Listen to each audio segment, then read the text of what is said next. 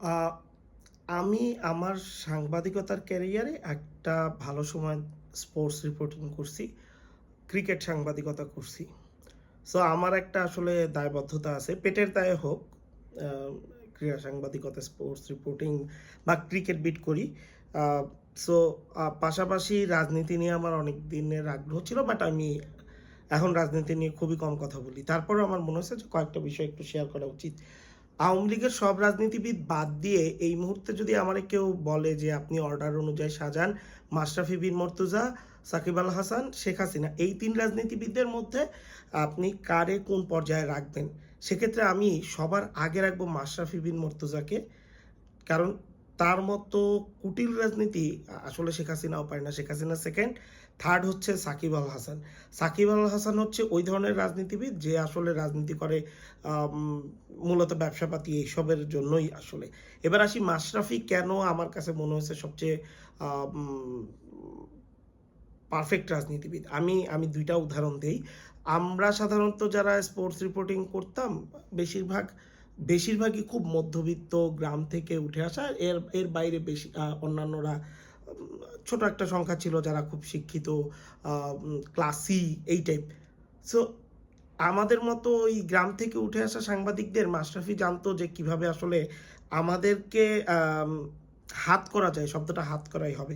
ধরেন আমার একদিনের এক্সপেরিয়েন্স মনে আছে মাশরাফি আম আ বিসিবির নিচতলায় গেট দিয়ে ঢুকে ২ নাম্বার গেট দিয়ে ঢুকে ওখানে একটা বসার জায়গা ছিল সাংবাদিকদের। ওই রুমে ঢুকে একদিন সে পায়ের উপর পা তুলে বসে আ আ সোফায় বসে রং চা খাইতে, খাইতে তার বাসর ঘরের গল্প বলতেছিল। সো আমরা তখন ভাবতেছি, আরে ভাই মাশরাফি আমাদের সঙ্গে তার বাসর ঘরের গল্প বলতেছে। বাসর ঘরে সে বউরে কি বলছে, কি করছে, কিভাবে ধমক দিছে। আবার সে গেটে দাঁড়ায় সিগারেট খাচ্ছে। মানে মনে হচ্ছে যে একটা গ্রামের মহল্লার চায়ের দোকান। সো ভিলেজ পলিটিক্সটা খুব ভালো মাশরাফি জানতো যে কিভাবে কোন জায়গায় কাদের সঙ্গে কিভাবে কথা বলতে হয়, কখন কোন কার্ডটা খেলতে হয়। আরেকটা ঘটনা আমার মনে আছে। এই সময়টা একদিন হুট করে বিসিবির একাডেমির মাঠে প্র্যাকটিস চলতেছে। উম বিপিএল বা কোনো একটা টুর্নামেন্টের প্র্যাকটিস চলতেছে। হুট করে একটা খবর আসলো যে প্রেস ক্লাবে একজন মহিলা মাশরাফির বিরুদ্ধে সংবাদ সম্মেলন করতেছে। মাশরাফির বিরুদ্ধে বেশ কিছু অভিযোগ নিয়ে। এই ঘটনা যখন ছড়ায় পড়ল অর্ধেক সময়ে যখন ওই মহিলার সংবাদ সম্মেলনের অর্ধেক, তখন হচ্ছে প্রেস ক্লাব কর্তৃপক্ষ ওই মহিলাকে বের করে দেয়, সংবাদ সম্মেলন করতে দেয় না। এবং আমার মনে আছে, স্পষ্ট মনে আছে ওই মাঠে বসে প্রত্যেক রিপোর্টার তাদের অফিসে ফোন দিয়ে বলছে যে মাশরাফি ভাইয়ের বিরুদ্ধে, মাশরাফি ভাইয়ের ভাই, হ্যাঁ? তার বিরুদ্ধে বা সিনিয়ররা মাশরাফির বিরুদ্ধে কোনো স্টোরি এই যে এরকম এই মহিলার স্টোরি এইটা যেন না যায়। হ্যাঁ? সো মাশরাফির একটা আলাদা ইনফ্লুয়েন্স ছিল। এইটা এমন না যে শুধু সে টাকা পয়সা দিয়ে এই ধরনের ইনফ্লুয়েন্স তৈরি করা যায় না। হ্যাঁ? তাইলে এই মানে সাংবাদিকরা সাকিবের চেয়ে মাশরাফিরে কেন বেশি পছন্দ করে?